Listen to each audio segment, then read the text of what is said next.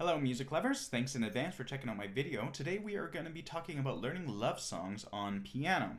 If you want to learn about love songs on guitar, I've got some videos for that as well, so feel free to check those out. Today we're going to be talking about two different chords on piano. We're going to be talking about the G major chord and the C-Add9. Now if you already know how to play those chords, that is great, and if you don't, we're going to be going over them one step at a time. Then we're going to be putting them together in a song. So to start off, we are going to play the G major chord, which has three notes. We've got a G, a B, and a D. As long as we kind of have those notes, we're kind of playing a G major chord. So on the left hand, I'm going to pretty much just play that. Just a G, a B, and a D. I like to have the root note on the bottom generally. Now on the right hand, I actually usually like to have the root note on the top. And now if we want to incorporate those other notes, the B and the D, what we're going to do is instead of playing a root note, we're going to play what's called an inversion. So we're going to take those same notes, but we're going to kind of rearrange the order. So we'll have B, then D, then G. Okay, so that is our first chord, our G major chord. If we're playing a C-Add9 chord, sometimes it's helpful to understand what the add 9 actually means. So here, C is number 1, and we kind of go like this. 1, 2, 3, 4, 5, 6, 7, 8, and then 9 is going to be up here.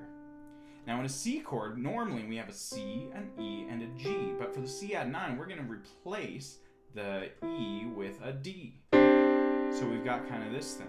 Maybe on the left hand now, I'm just going to play a C and a G.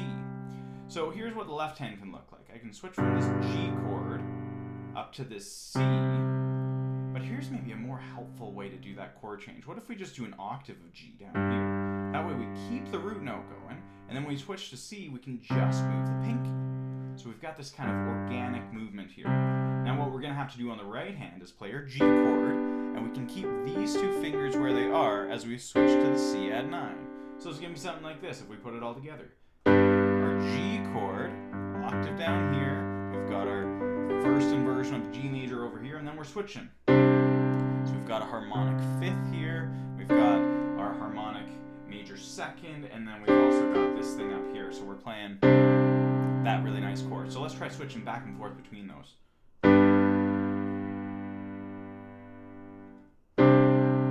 Also have the option of adding the D on the left hand here with the pointer.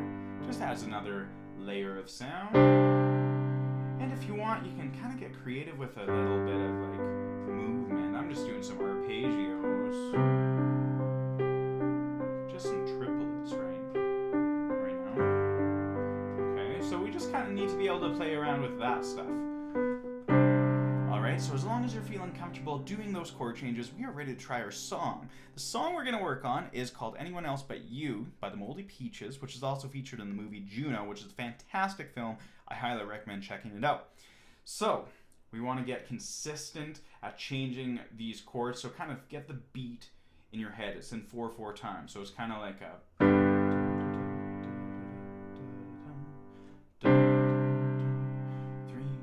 4, 1, 2, 3, 4, something kind of like that. Okay, here we go.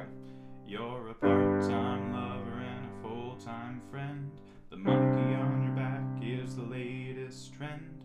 I don't see what anyone can see in anyone else but you. Now the other verse is sang by whoever you're doing the duet with. So if you don't have someone to do a duet with, you've got to get creative. How are you going to incorporate all of the verses, kind of singing them yourself? The voices sort of overlap in the original version.